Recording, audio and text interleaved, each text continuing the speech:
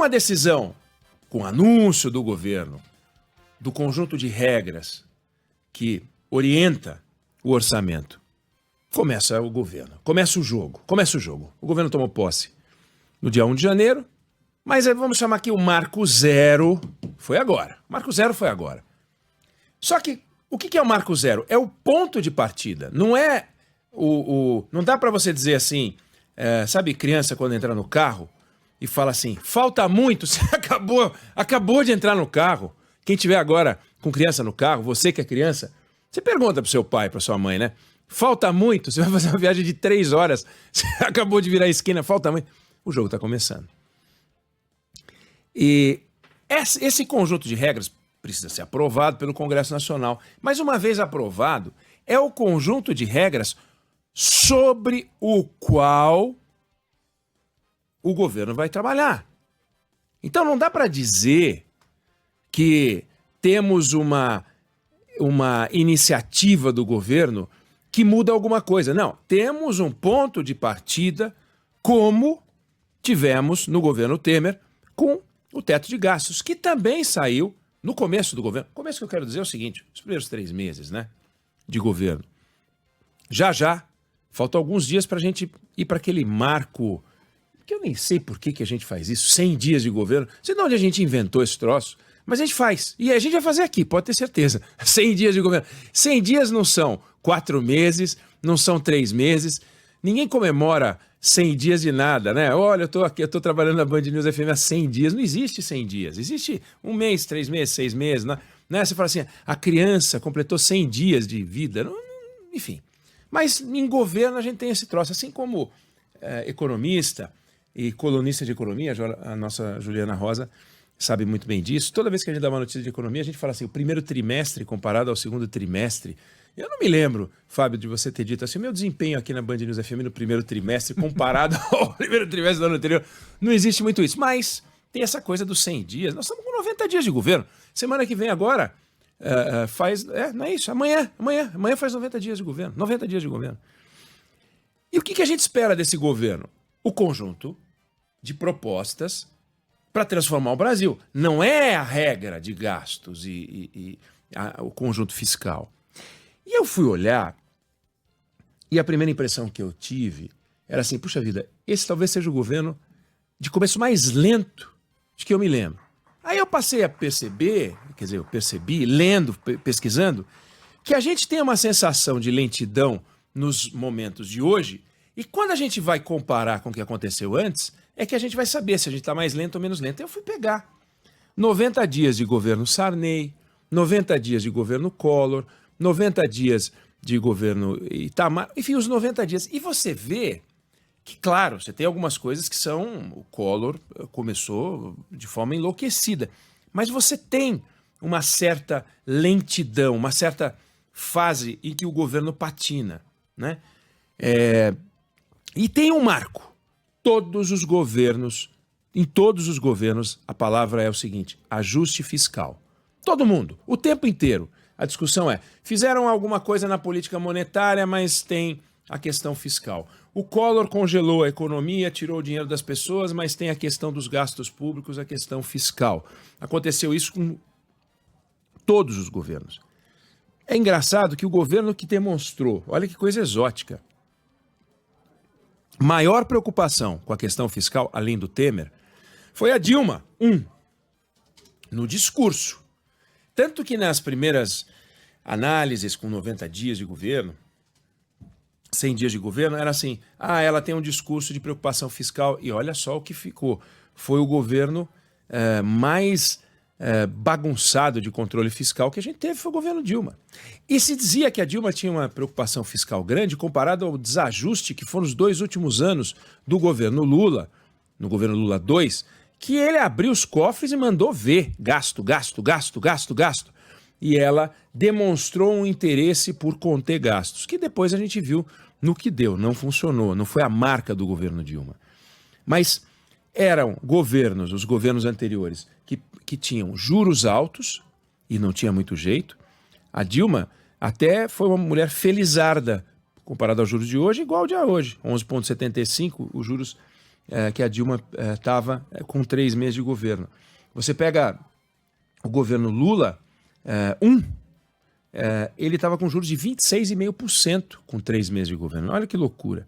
Então você vai vendo que a realidade sempre é muito complicada. Fernando Henrique, quando toma posse com 3 meses de governo, os juros estavam 38%. Fábio, 38%. É inacreditável a taxa de juros. Claro, você tinha uma inflação alta. Ele chega, a inflação está 22%, juros de 38%, né? Então você vê como é muito grande. E é interessante ver, e por isso eu chamo a atenção de olhar para trás, para a gente tirar a conclusão sobre o que está acontecendo.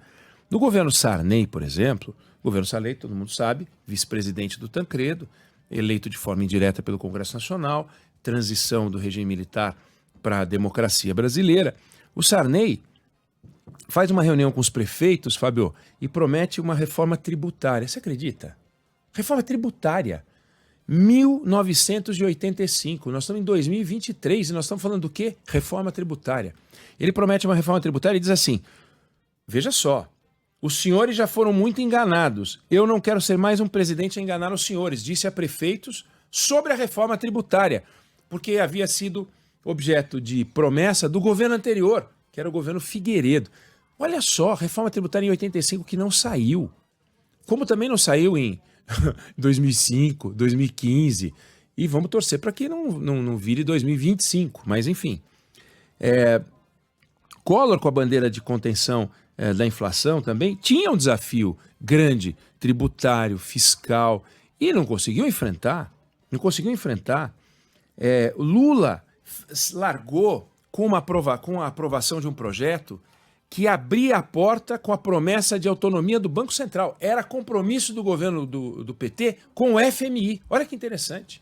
Agora ele critica a autonomia do Banco Central. Mas era a regulamentação de um artigo era uma PEC de um artigo da Constituição, 192, que tratava do sistema bancário, e ao aprovar, e aprovou por uma maioria espetacular, foram 442 votos a 13 na Câmara, e ele em seguida dizia que iria partir para a autonomia do Banco Central.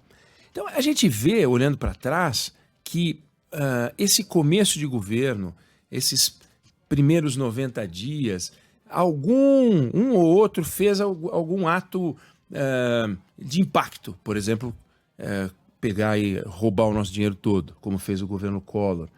Mas, de uma forma geral, o que a gente nota, e que é uma coisa interessante, é que o que esse governo está fazendo nesse momento é criar um ambiente civilizado, e a busca é que seja civilizado, com essas regras, para, a partir delas, sobre elas, começar a transformar o Brasil. Porque até agora, e aí é preciso que se diga, o governo não apresentou nenhum projeto concreto para coisa alguma, só blá blá blá. Vamos fazer isso, vamos fazer aquilo. Não apresentou nada de muito especial. E só esse conjunto de medidas. Por quê? Porque resolveu acabar com o teto dos gastos, que o teto dos gastos estava desmoralizado já, porque já não era mais teto de coisa alguma. E é importante ver que, olhando para trás também, o governo que mais fez coisas nesse momento de 90 dias foi o governo Temer, que, aliás, é um governo que não foi eleito. E uma marca curiosa desse período é que os vice-presidentes, muitas vezes, e aconteceu com Itamar Franco, e aconteceu principalmente com o Temer, eles produziram mais do que os eleitos, porque já eram governos de concertação, digamos assim. O Temer, nessa época do ano, já tinha apresentado um pacote de privatizações, já tinha apresentado uma proposta de reforma previdenciária, já estava negociando com os estados a dívida dos estados, e o risco país, aliás, tinha caído a metade nesse período, e por enquanto a gente está vendo esse governo patinar. É mais desafiador este governo do que os governos anteriores? Os governos anteriores todos começaram de alguma maneira com uma força política maior do que esse governo começou. E o conjunto de alianças para compor o que falta para que essa força política seja a maioria tem que ser maior. E como o conjunto de alianças tem que ser maior, tem que ter mais concessão. E concessão gera interrogação, concessão gera dúvida. Você não consegue tomar decisões se você também tem que compor com o outro que você acha que vai se opor àquilo que você propõe. Para conseguir construir essa maioria, é preciso ficar meio parado, deixar as coisas meio pela metade, e é isso que o governo está fazendo. A gente vê que o governo está tateando nos debates, Fábio França. E essa medida que foi aprovada ontem, portanto, pode começar a dar um pouco de paz. Ela foi muito bem recebida no meio empresarial, ela foi bem recebida no meio financeiro, muitas dúvidas, tem muita dúvida ainda, mas assim, é uma mudança importante. A Fazenda surpreendeu. E o meio político também comprou. Aparentemente não vai haver dificuldade para aprovar. Ele não é um conjunto polêmico. O teto era mais difícil de aprovar do que essa medida. Até porque tem pisos de gastos, né?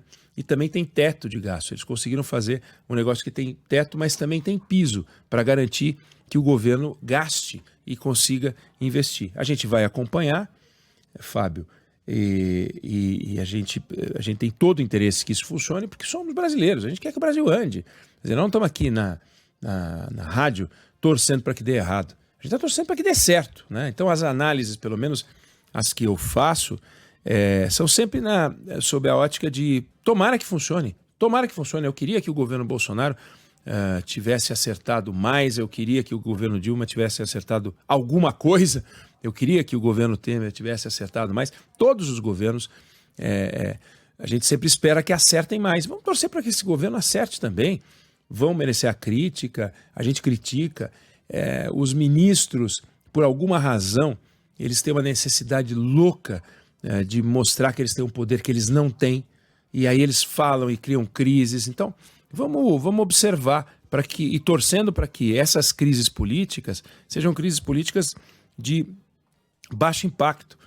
Temos que estar preparados, porque o jogo é pesado, as eleições estão aí, Bolsonaro está aí, o PT está aí, a Gleisi Hoffmann, por exemplo, deu uma declaração que, aliás, foi motivo de crítica nossa aqui ontem, para bater no Bolsonaro. Quer dizer, o Bolsonaro chegou no Brasil e aí a presidente nacional do PT vai rebater o Bolsonaro, vai brigar com o Bolsonaro. Tem que deixar o Bolsonaro para lá, deixa o Bolsonaro falar. É uma coisa que a gente ainda não conseguiu sentir. O tom do presidente também é algo que a gente está avaliando, né? Não dá ainda para saber, Fábio, ouvinte querida, para onde que ele vai. A Dilma, quando tomou posse, ela deixava a oposição bater e respondia muito pouco. O Lula parece que é um pouco mais sanguíneo, está um pouco mais sanguíneo do que já esteve. E isso nunca é bom para a aprovação de medidas e das transformações. Vamos acompanhar? Essa é a minha opinião sobre esse assunto. Não sei se você concorda, se você discorda, mas se discordar, escreve. Se concordar, escreve também. Aliás, manda um WhatsApp para a gente, 999-592-100.